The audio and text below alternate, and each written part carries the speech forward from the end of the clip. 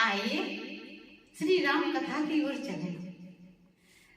चारों कुमारों का विवाह चारों कुमारियों के साथ तय हुआ। अब जन्माष्टमी में एक नहीं, चार दूल्हा तैयार किए जा रहे हैं और 4 दूल्हाओं के लिए 4 घोड़ी तैयार की जा रही है। मिथिलापुरी में आनंद ही आनंद छाया हुआ है, सभी आनंदित हो रहे हैं। मिथिला नगरी दुल्हन की भांति सजी है, गलियों गलियों में सेनाई बज रही है। मिथिलापुरी की अट्टालिकाएं भवनों की दीपकों से झिलमिला रही हैं, जगमगा रही हैं।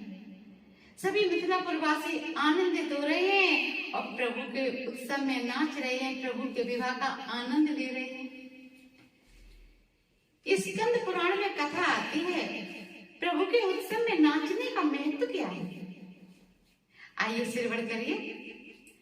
सूर्यवंश के चक्रवर्ती राजा नित्य निरंतर अपने चरणों में नूपुर बांध करके प्रभु के दरबार में नृत्य किया करते थे। एक दिन विभांडा ऋषि ने पूछ दिया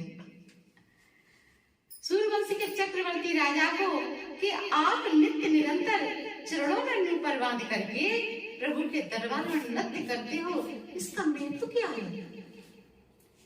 सूर्यवंश के चक्रवर्ती राजा ने कहा, पिछले जन्म का मुझे सब कुछ याद है। पिछले जन्म में मैं माधुरी नाम का निषाद था। मैंने बड़े बड़े पाप किए थे, एक एक पाप को मैंने 10 बार किया।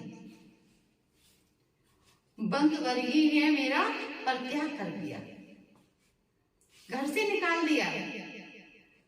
मैं वन में रहने लगा, जानवरों का पशुओं का मांस बेच करके अपना जीवन निर्वाह करने लगा।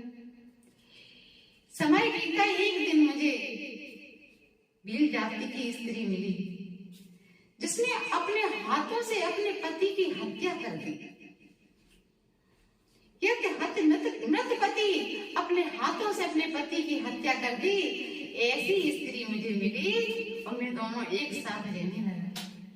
समय बीता, एक दिन मैं जा रहा था, सुरापान किए हुए, मुझे सब कुछ याद है। सुरापान किए हुए झूमता हुआ लड़खड़ाता हुआ मैं जा रहा था। रास्ते में वशिष्ठ जी का आश्रम मिला। वशिष्ठ जी के आश्रम में प्रभु का उत्सव चल रहा था, तो वशिष्ठ जी के आश्रम में मैं प्रवेश कर गया, ये सोच करके कि कुछ प्रभु का प्रसाद मिल जाएगा, उससे मेरी जो भूखी क्षुधा है वो मिट जाएगी।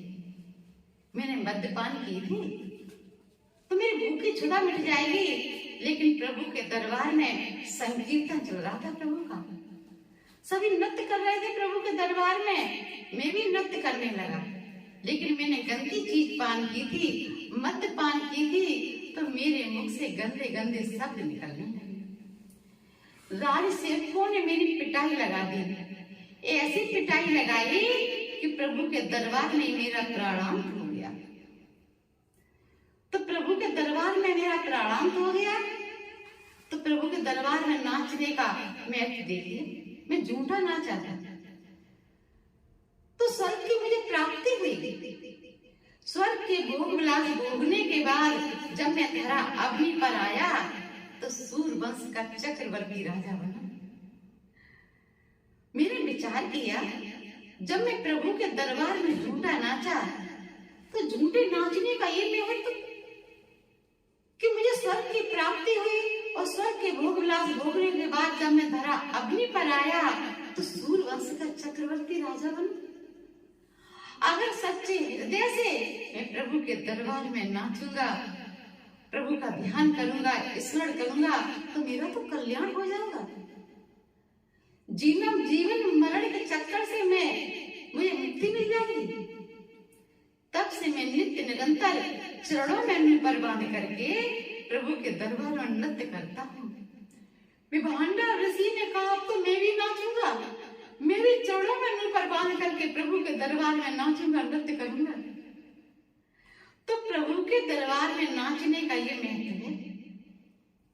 मिथिलापुर के पासी सभी नाच रहे हैं, झूम रहे हैं, आनंद ले रहे हैं। और देखिए, देवता आकाश मार्ग से माता पिता के विवाह का आनंद ले रहे हैं, आनंदित हो रहे हैं, सुमन वृष्टि कर रहे हैं। ब्रह्मा जी ने भोले बाबा से कहा कि भोले बाबा, मैं तो यहाँ कहीं दिखाई नहीं दे रहा हूँ। भोले बाबा ने ब्रह्मा जी से कहा कि ब्रह्मा जी, ये तुम्हारे माता पिता का विवाह है, इसमें तुम कहाँ से आ गए? जैसे उदाहरण से समझिए, एक दंपत्ति जोड़ा ने अपने विवाह का सालगिरह मनाई, 10वीं सालगिरह उत्सव रखा, सगे संबंधियों को उत्सव में बुलाया और सगे संबंधी आए और उनके विवाह का एल्बम देखने लगे। पास में उनका 6 वर्षीय पुत्र खड़ा था। जब एल्बम पूरा देख लिया, देखने के बाद जब एल्बम बंद करके रख दिया तो देखिए वो 6 वर्षीय पुत्र उनका जोर जोर से रोने लगा। पिता ने पूछा, अरे तुझे क्या हुआ? तो 6 वर्षीय पुत्र ने कहा कि पिताजी, पूरा एल्बम देख लिया, एल्बम में मेरा फोटो तो था ही नहीं। पिता ने कहा, अरे ये तेरे माता पिता के विवाह का एल्बम है, तू इसमें कहां से आ गया? इसी प्रकार से भोले बाबा ने ब्रह्मा जी से कहा कि ब्रह्मा जी, ये तुम्हारे माता पिता का विवाह है, इसमें तुम कहां से आ गए? अरे माता पिता के विवाह का आनंद लीजिए। सभी देवता आनंद ले रहे हैं। देखिए, जिसके जितने नेत्र हैं, सभी देवता अपने सभी नेत्रों को खोल करके माता पिता के विवाह का आनंद ले रहे हैं। जैसे ब्रह्मा जी के 4 सिर हैं, तो 8 नेत्र हैं ब्रह्मा जी के, तो ब्रह्मा जी 8 नेत्रों को खोल करके आनंद ले रहे हैं। और कार्तिकेय स्वामी के 6 सिर हैं और कार्तिकेय स्वामी 12 नेत्रों को खोल करके माता पिता के विवाह का आनंद ले रहे हैं। और भोले बाबा के 5 सिर हैं, एक सिर में 3 नेत्र। इस प्रकार से भोले बाबा के 15 नेत्र हैं, तो भोले बाबा 15 नेत्रों को खोल करके आनंद ले रहे हैं। और देखिए, आज इंद्र को गौतम ऋषि का श्राप फलित हो गया। इंद्र के 1000 नेत्र हैं, तो 1000 नेत्रों को खोल करके इंद्र माता पिता के विवाह का आनंद ले रहा है। सभी देवता आनंदित हो रहे हैं, माता पिता के विवाह में आनंद ले रहे हैं। आइए हम भी आनंद लेते हैं माता पिता के विवाह का।